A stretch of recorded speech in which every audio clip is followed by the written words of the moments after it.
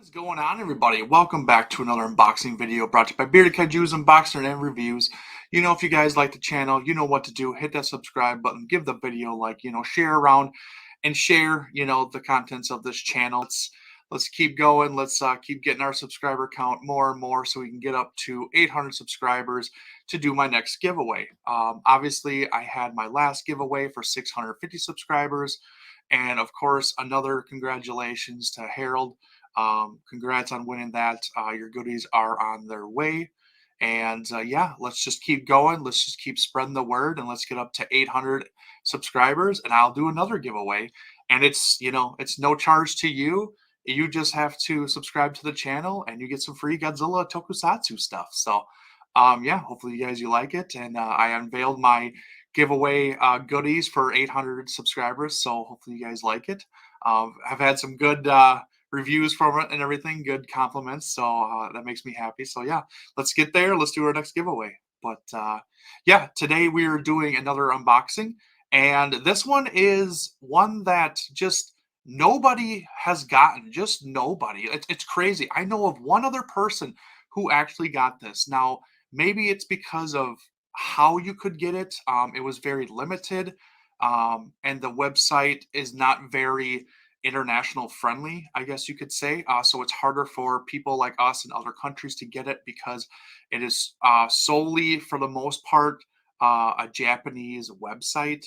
And they do have a US website, but it just doesn't have everything that the Japanese website has. So you get very limited things. So this was more of a Japanese release. So maybe that's why it's so limited and everything. But yeah, just no one's talked about this and everything. I've had it now here for I don't know, a month or so, just trying to get through things and stuff like that. So I mean, I think it came out very late last year. So it's been a few months and I just haven't seen any around or floating anywhere, not even on the secondary market.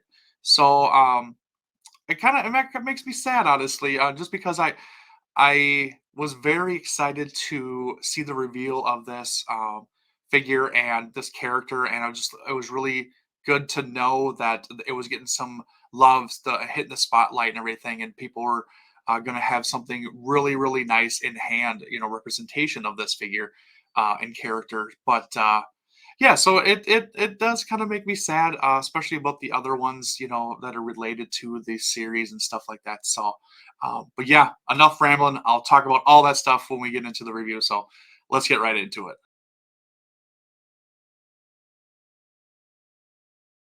All right, guys, here it is. This is what we're talking about.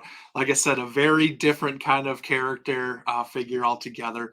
But we are going to be talking about this very underrated character. Overall, I know this series really gets kind of crapped on a little bit. Talking about the Rebirth of Mothra series. If you haven't seen it or heard about it, whatever, I suggest just go check it out. Like, especially if you're a Mothra fan. It's good to see. It's very kid friendly. So a lot of kids can watch it, and kid characters in the film and stuff like that. Like they're kind of the main focal point. So it's very kid and children driven kind of thing mixed in with kaiju and stuff like that. So it's very like Gamera ish, after some of the earlier Showa Gamera films, that were more serious and darker tone. They really tried to focus their appeal towards kids and stuff like that. So, and Mothra was kind of the same way, and that's kind of how I see it. And maybe that's why people aren't drawn to it and stuff. But I just swear that it does get hate and everything, and I understand it. But like, it's just one of those movies where it's like, yeah, just turn off your brain and just watch it, kind of thing. Especially if you're a big Mothra fan and stuff. So, but yeah, here's the box for Dagarha. He was one of the villains in the series and stuff like that from Rebirth of Mothra 2. So this is a really cool box. You kind of see the silhouette of him right under his name and everything like that. Very kind of faded out and everything. Here's kind of the side. Let's see if I can do this the right way. So you're going to see this a little bit. There's some ruins and stuff like that kind of faded in the back and everything on the top. Obviously, the name with the Barum and everything. This is what he produces. They're like acidic starfish that are really gross looking and stuff like that. But these things are pretty creepy. And yeah, there's some bubbles underneath the water and everything, a cool effect. Then, of course, on the other side, we have a picture of Nilai Kanai, the underwater civilization and temple that kind of this is based off of, and the location is really primarily for this temple and everything like that. So yeah, really really cool. Box looks great and everything.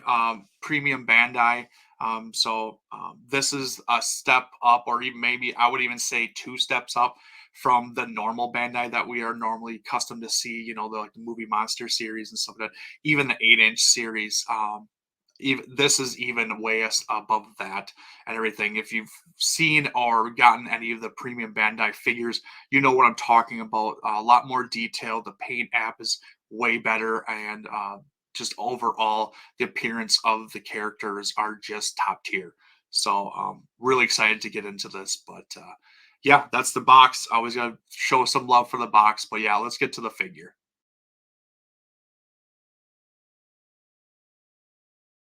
All right, guys, here he is, front and center, so you all can see. This thing is crazy cool. Like, oh my goodness gracious! I knew this was gonna be really cool. I just had this expectation. Like I said, Premium Bandai does really good stuff. I have other releases from the line. I really do like it. I just wish they came out more frequently and stuff.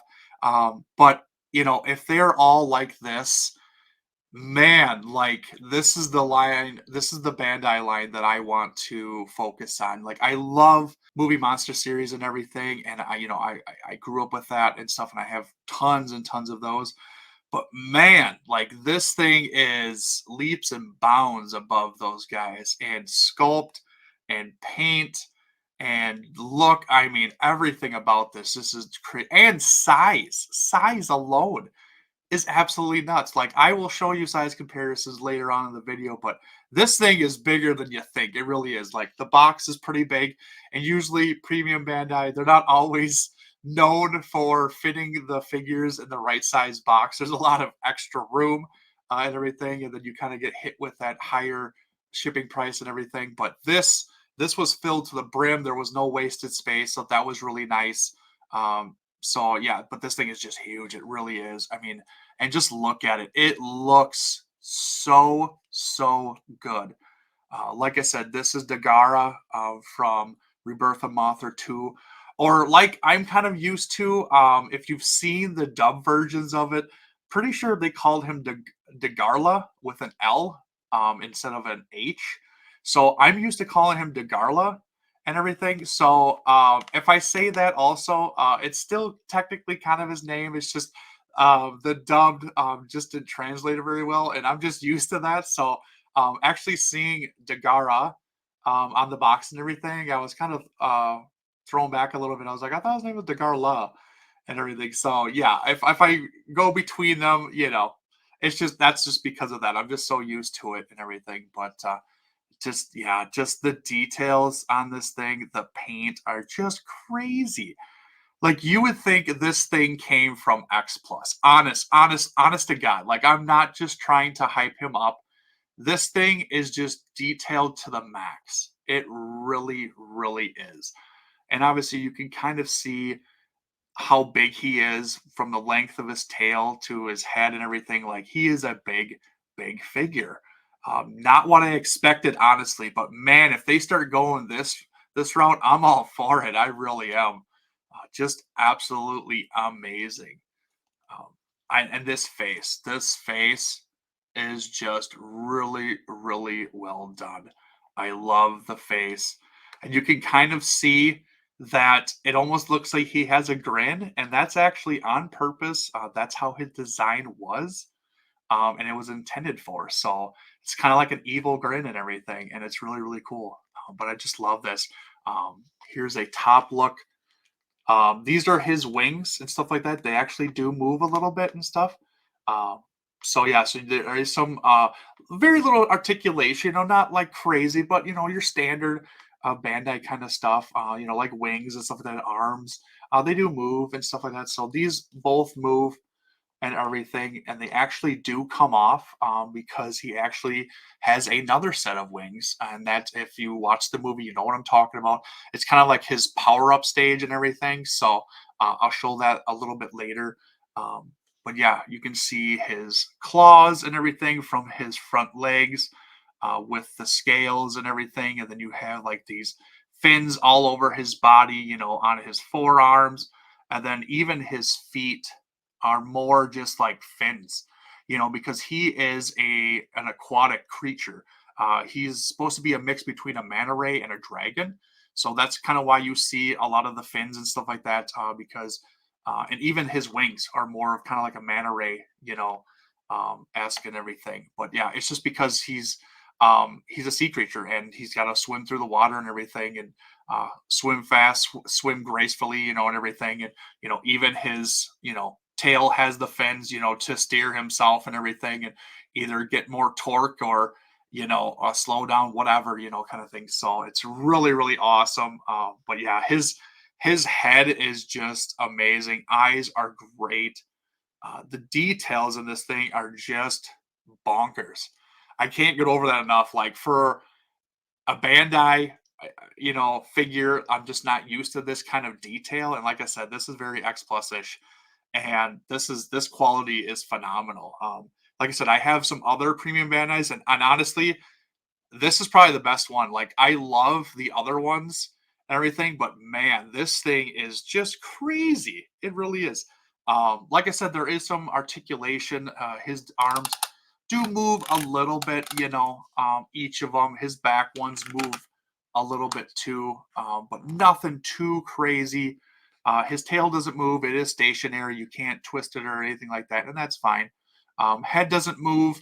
I do wish that the mouth moved. I wish you could open the mouth and close the mouth and stuff like that, you know, for a roar effect or non-roar effect. But I do love like the evil grin and everything that he's got going on and stuff like that. So that's really, really cool. I just, oh man. And then if you've seen the movies, you've seen, you know, his shoulder cannons are a big thing for his weapons and everything. That's actually where he releases the Barum and stuff like that. Like I said, they're the acetic or acid kind of eating starfish and stuff like that. So really, really cool. But yeah, like I said, there is another set of wings that come with them, and let's get them on right now. So I just want to show you guys kind of what the wings look like. I do have one wing on, and then like I said, this is just a little hole, and then each wing has a peg on it that you just kind of fit in, and it just pushes in. You know, it's you know, you don't have to heat it up or nothing like that. You just kind of pop it in, and it's pretty secure and everything, and you can swap between the normal and the power up and stuff like that. So you know, easy as that. Right, and here you go. Here's a back look at the wings and everything and what they look like compared to his other wings. These are more spread out wings and everything. Makes it more wing looking overall. And as we swing around here, and actually grew spikes um, as he used as artillery, you know, as an extra power up and an extra weapon for him and stuff. So these spikes on both sides could shoot beams and stuff like that, and also could shoot Barum also. But like I said, it was just kind of like his power up that you know, he grew these wings and these extra shoulder cannons and stuff like that. But just really, really cool. Just looked like he's a big old tank, you know, and everything. And really, really awesome. I do dig this look with the shoulder cannons on and stuff. So that this is really, really cool look and everything. But yeah, really cool accessory, you know, the extra where you are able to swap between them, and that's really nice. Just gives you different looks, you know, for him all together, and it just adds to the character and stuff like that. So really, really, really great figure and really, really cool stuff. But that wasn't the only thing that this figure offered. It also had one other little extra that I'll show off.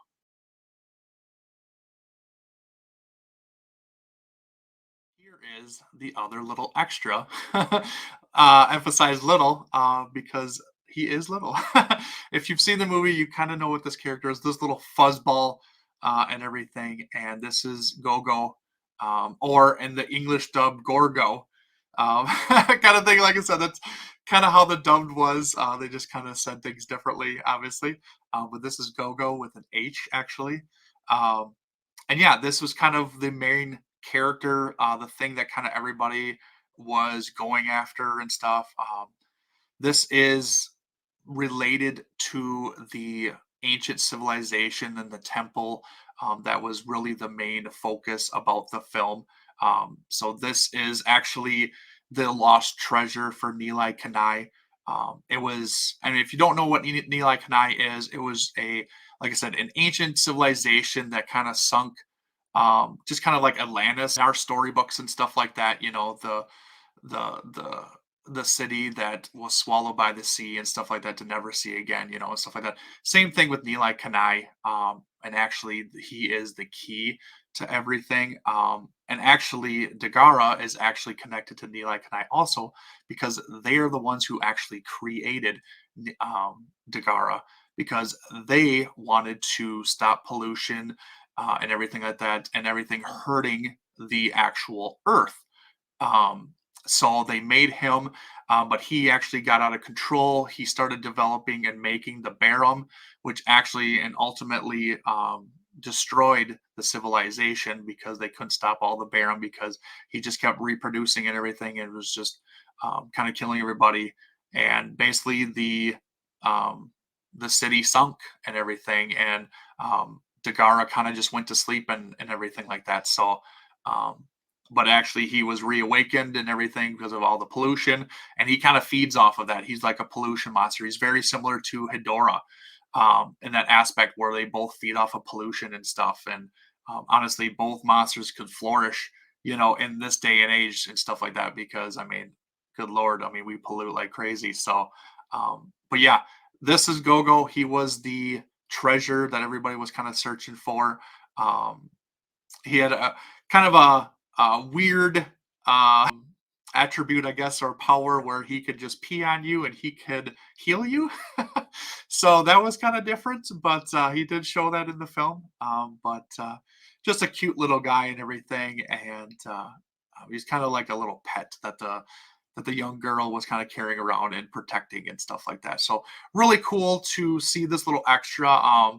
This was a little extra for a Bandai release of Dagarha and Aqua Mothra and stuff like that, that they released years and years ago and stuff. So Dagarha, this isn't the first Dagarha release. This is the second actually, and there is some model kits and stuff like that, but nothing too crazy and not very accessible, especially model kits wise. They haven't made anything recently, so everything is a lot older and stuff. So it's really hard to find and lot more expensive kind of thing.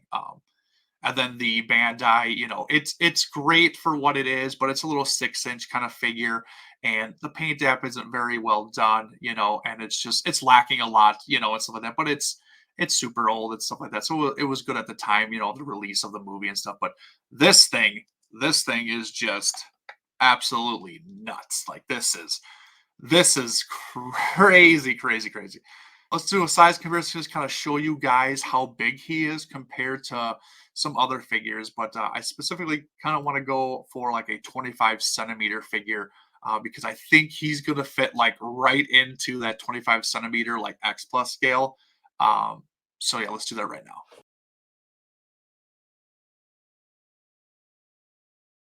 Guys, so I have set up here the 25 centimeter Baragon from Frankenstein Conquers the World. And as you can see, I mean, like I said, this guy could fit right into the 25 centimeter line and be perfect.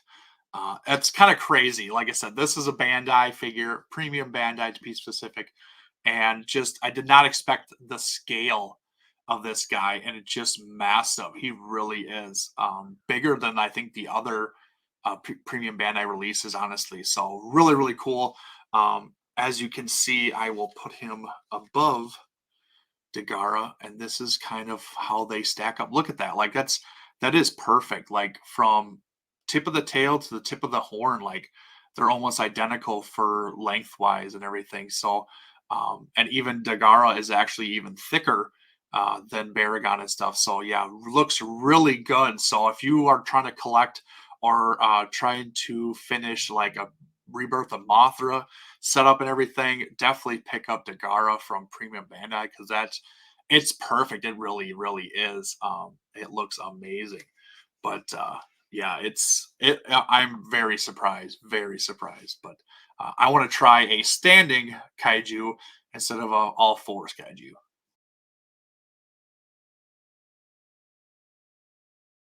Here's the 25 centimeter Titanosaurus, and again, like perfect. I mean, it looks so good. Like this, like look at this setup. Like this has hit me. But look at this setup. Two aquatic monsters duking it out, you know? Like, obviously, the advantage is going to go to Dagarha because he has all those crazy weapons that he was given in the Rebirth of Mothra series. If you've seen it, you know what I'm talking about. Like, all the villains, even Mothra herself, had crazy, crazy abilities. You know, it was kind of outlandish and stuff like that. But that was the Heisei era, you know, with a lot of beam battles, you know, a lot of flashes and lights and this and that and explosions, you know, and stuff like that. It was like the Michael Bay era of kaiju movies. Really, like they just went crazy on it. But wouldn't this be cool if Dagarha didn't have any of that special ability? He was just like that. He is a water dragon against the aquatic dinosaur, as in Titanosaurus. Like this would be a really, really cool matchup. Oh man, like just thinking about this, just oh man, this is great. This puts a smile on my face because I really do like Dagarha. He is probably he's my second favorite, I would say, in the villains for Rebirth of Mothra. My first has to go with Grand Ghidorah, but he is definitely second. He is very underrated. I know a lot of people don't like the movie, and I get it, but I think that movie really gave us a lot of great villains in the Toho verse and everything. And it would be really cool if they were to switch over and jump over to the Godzilla series and get some love in there because that would be really really cool. Um, but yeah, this is just an awesome setup. So, all right, guys. Yeah. So, yeah, this is just a great figure. Definitely try and hunt this down if you're a fan of Rebirth of Mothra series or Dagarha in general. Just a very obscure, different kind of kaiju in the Toho monsterverse and everything, and just needs more love. He really does. Like all those villains, even the Mothras in that series, I think need a little bit more love. I mean, we got a lot of crazy, cool stuff in there. You know, bunch of different um, stages and evolutions for Mothra and everything. I mean, you saw Mothra die and then be reborn with her young and everything, and just all these different crazy things that happened in it. Still pretty cool. You know, take out the human aspect of it. I know, and that's it sucks and everything, but like the kaiju are great in it all together and stuff like that. So definitely, I would say check out the movies if you haven't. And if you do, tell me and leave a comment. Which Rebirth of Mothra film do you like the most? Honestly, it's hard to say for me. I don't know if I have a favorite over all of them. Um, because I really love the villains. I really, really do. Like the villains are so cool and they have great designs and everything, and they got great powers and stuff like that. I just wish they were in like the Godzilla verse and everything like that. So um but yeah, let me know what you liked, or if you liked the villains, or if there's something that you liked really specifically about the movies and stuff like that. Let me know in the comments below and stuff like that, and yeah, we could chat. So, but yeah, thanks for watching, guys. I do really appreciate it. Remember to like, comment, and subscribe on this video, and let's get to 800 subscribers. Do another giveaway and give away some cool stuff and everything. So, but yeah. Thank you for watching. Also, reminder, follow me on all the socials, on Instagram, on Facebook, on Twitter. And then also, I am part of a group of guys that just talks kaiju stuff all the time. Monsters with Attitudes. Check us out on the YouTube channel. Check us out on Facebook. We just launched Instagram and X, or AKA Twitter. Twitch, we'll be streaming our stuff on Twitch also.